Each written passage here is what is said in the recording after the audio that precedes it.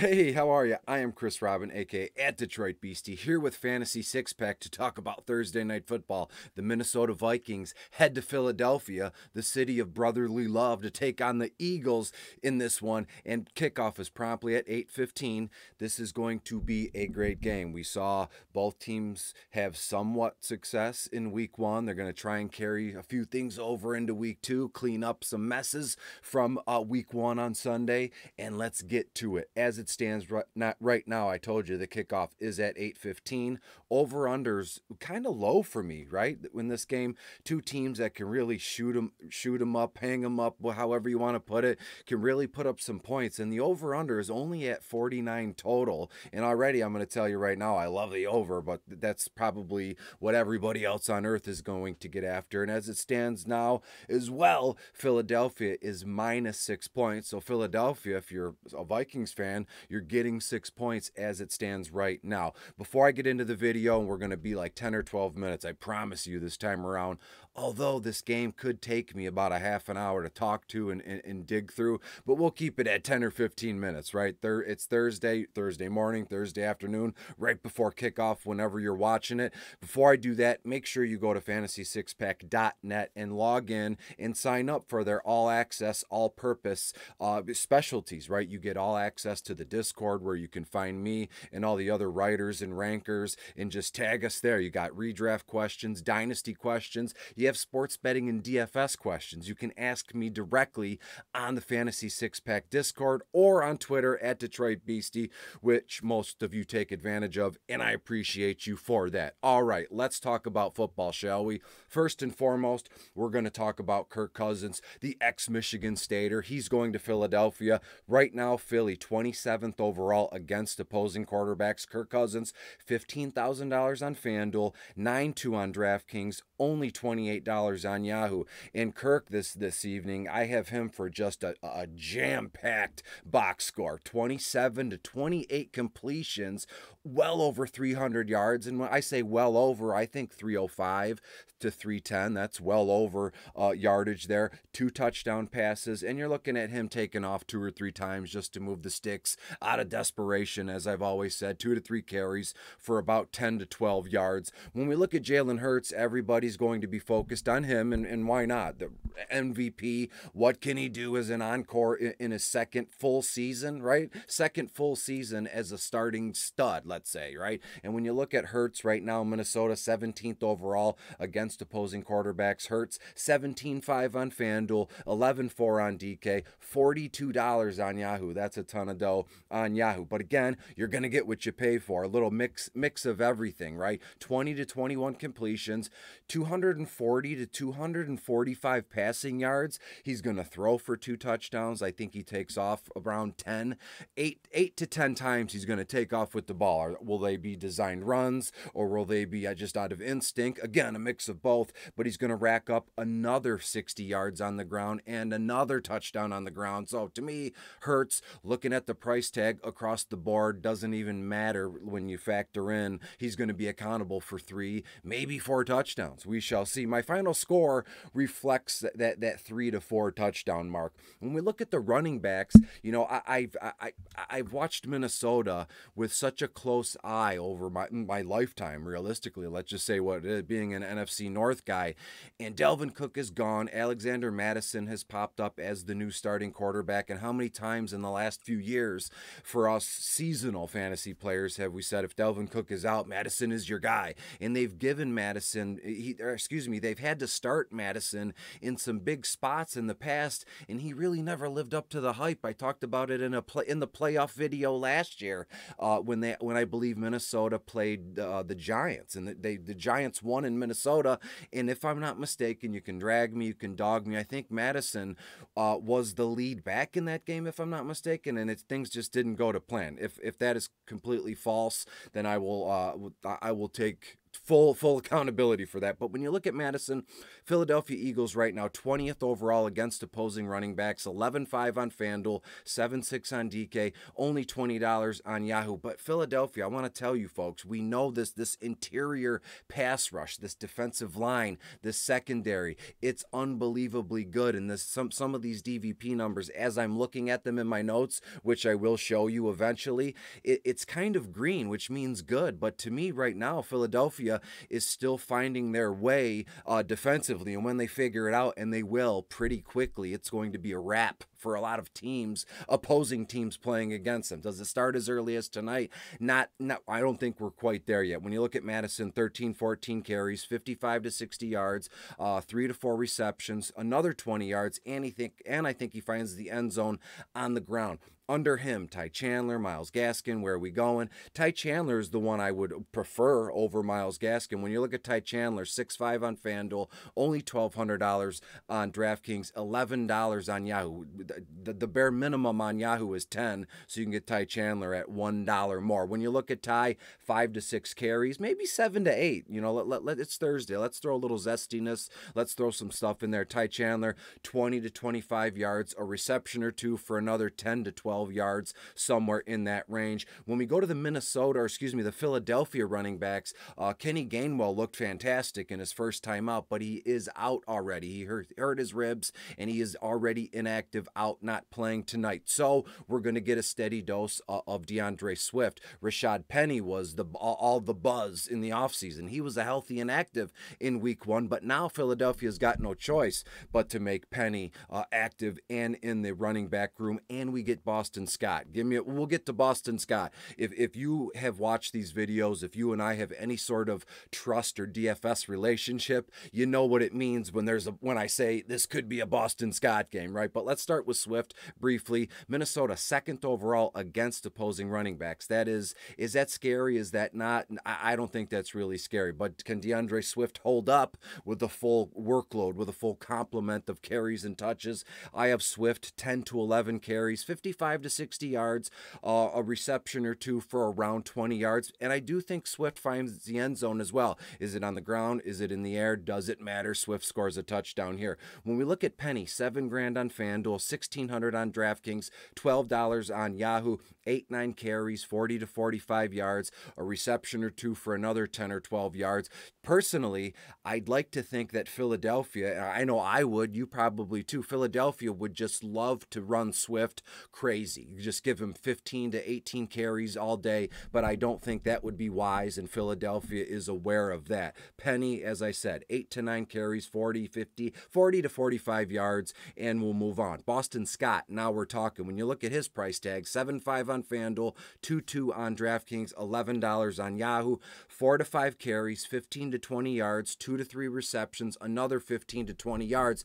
And you might be, if you're new to the videos, you're going to say, well, what does a Boston Scott game mean, Chris? And when you just laid out his projections, that doesn't seem like much, but I'm telling you, it could be one of those things where he only carries the ball, or just touches the ball 7 or 8 times, but in those 7 or 8 touches, he finds the end zone 2-3 times, somewhere in that range. So given his price tag, and if you're playing in big GPPs, if you're going to max enter something, get a heavy dose of Boston Scott in this one. Fingers crossed, just in case. You never want to be left out in the cold when there's a Boston Scott primetime game action to be had. Let's talk about the wide receivers. And as I said, the first 2 videos of the season, this is where all the action is. Justin Jefferson, A.J. Brown. It's like, yeah, let's go. Let's run it. Justin Jefferson, Philadelphia right now, 27th overall against opposing wide receivers. DVP, none of that stuff matters to Justin Jefferson. He is that good. Is he not the best wide receiver in football? I say he is. And when you look at his price tag, that reflects that. $16,000 on FanDuel. DraftKings 12.4, Yahoo $39, 11 to 12 targets, 8 to 9 receptions, 110 plus yards in reception reception yardage, and he will find the end zone. That's like a sure thing. Like I did last week, I'm going to give you the Justin Jefferson, A.J. Brown touchdown parlay action, and we'll see if we can double that up, because that happened on Monday Night Football. Below Justin Jefferson, you have Jordan Addison, K.J. Osborne, Jordan Naylor.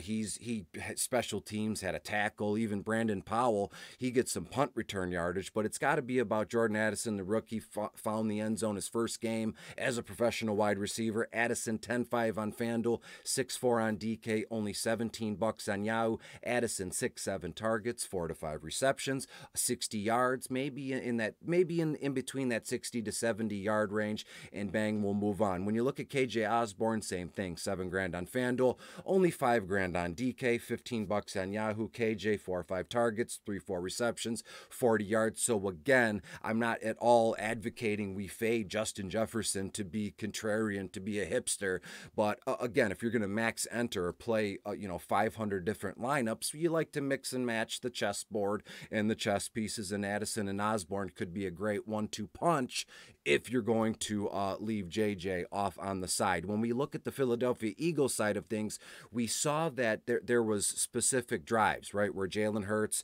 was just feeding the ball to Devontae Smith. Then the next drive, he was feeding the ball to A.J. Brown. To me, it's all about those two in tandem. Any way you slice it, Quez Watkins is not an afterthought. He's just a burner. He'll get 1 or 2 looks downfield. Does he capitalize on that? I don't know. Olamide Zach, as I call him, because I have respect for him and I don't want to butcher his last name. But A.J. Brown, $13,000 on FanDuel, $10,600 on DraftKings, $34 on Yahoo, 8-9 targets, 5-6 receptions, 85 to 90 yards, and he will score a touchdown. When we look at Devonta, $12,500 on FanDuel, $9,000 on DraftKings, only $27 on Yahoo. Looking at almost identical workloads for him and A.J. Brown, 8-9 targets, 5-6 receptions, 75 to 80 yards, and I think he finds the end zone. So do we want to get a little, it's Thursday, tomorrow for me at least, it's payday. Why don't we put a couple bucks down, right? That Justin Jefferson scores, that A.J. Brown scores, and Devonta Smith scores. Those three are all in the touchdown parlay together, and I'm going to guess that is going to wind up being like plus 850, plus 925, so like $10 could net you $900, something along those lines. When we look at the tight ends, it's about two guys, and we're going to tie this video up in a bow. It's about TJ Hockenson, and it's about Dallas Goedert. Let's start with TJ Hawk briefly. Philly right now 27th overall against opposing tight ends. TJ Hockenson came over from Detroit. He had a fantastic first season for the Vikings. They paid him, and bang, here we go. He's $10,000 on FanDuel, 6-8 on DK, only $19 on Yahoo, 8 to 9 targets. Yes, 8 to 9. He's basically like another wide receiver. And in the pecking order of things, I would imagine it goes Justin Jefferson, then it's TJ Hockenson, and then it's the running backs, and then it's the rest of the other wide receivers. If you Minnesota Vikings fans disagree, that's all well and good. Let me know where I went wrong in the pecking order of the Minnesota offense. As I was saying, 8-9 targets, 6-7 receptions, 65 to 70 yards. The kicker would be, can he find the end zone here? And I think that Kirk does a good job moving the ball around, giving it to the running backs as well as his stud in Jefferson and Addison. I don't know if there'll be enough left over for TJ to find the end zone in this one, but still just a beautiful play on whatever format you're into. When we look at Dallas Goedert, Minnesota right now 4th overall against opposing tight ends. Doesn't really mean much to me yet, even though it's week 2, so they're using just 1 week's worth of data for DVP. It could be some anomalies and things along those lines. When you look at Goedert, 9-5 on FanDuel, 5-8 on DraftKings, $18 on Yahoo, 5-6 targets, 4 or 5 receptions for about 50 yards. Everything else, that's it. They cut Dan Arnold. Albert OK was a healthy scratch last week. Grant Calcaterra is still there. Jack Stoll's still there. I mean, I know these videos are exactly for that kind of thing, to help you figure out which route to go, which way to go, but I can't suggest Albert OK, Calcaterra, Stoll. I can't suggest any of those guys to you in good faith. So let's keep it moving. When we look at the defenses and kickers, realistically, the only thing I'm after is the Eagles DST because of the sack factor, the sack shock, right? They're going to get to Kirk. They're going to make his life a living hell. They're going to get hands up in his face. They're going to deflect passes. They're going to rotate in and out. That interior defensive line, we saw Fletcher Cox kind of turn back the hands of time. Granted, he's only in on certain packages, but I love the Eagles at 9-5 on FanDuel, 4-4 on DraftKings, only $19 on Yahoo to sack Kirk Cousins 3, maybe 4 times. You're looking at an interception as well, along with a fumble recovery. Last time out, Darius Slay had a pick 6. Can he do it again in back-to-back games? That would be glorious. And again, I have no problem using the Eagles in the MVP captain spot where, when Dallas played on Monday against the Giants, I mean, who saw that coming? The Giants hanging 40 points and scoring 2 touchdowns on defense and special teams. I'm not saying the Eagles are going to do the same thing, but with a game like this, with all this star power, JJ and AJ and Devonta and even Swift and Jalen Hurts, would the Eagles at MVP captain spot be a sneaky move? I think so. When we look at the kickers, not much going on here. You're looking at a pair of field goals for Jake Elliott. Same thing for Joseph. They'll both be perfect with their extra points. So it's like, Chris, what's the final score? Let's get this thing done and over, given the fact that we're 15 minutes in. Let me give you a few betting trends. Final score, say our goodbyes. See you later. When we look at this one, Minnesota 5-2, their last 7 games on the road. Minnesota's 1-6 against the spread, their last 7 games. The Philadelphia Eagles only 5-12 against the spread, their last 17 games in September. In these two over-unders, the over has hit in 7 of Minnesota's last 9 games, and the under has come in 4 of Philadelphia's last 5 games on the road. As I said, over-under is at 49 total points. I'm taking the over all day, and give me the Philadelphia Eagles to win this one at home, 31-24, and they are off to a hot start per usual with Hurts and co. Just rolling, keeping it rolling. Undertaker, Badass, or Limp Bizkit, however way you want to take that one. So thanks so much for being here. Let's do this again on for Sunday Night Football, shall we? Once again, Philadelphia wins this one, 31-24. Goodbye. Be safe. Talk to you soon. Bye-bye.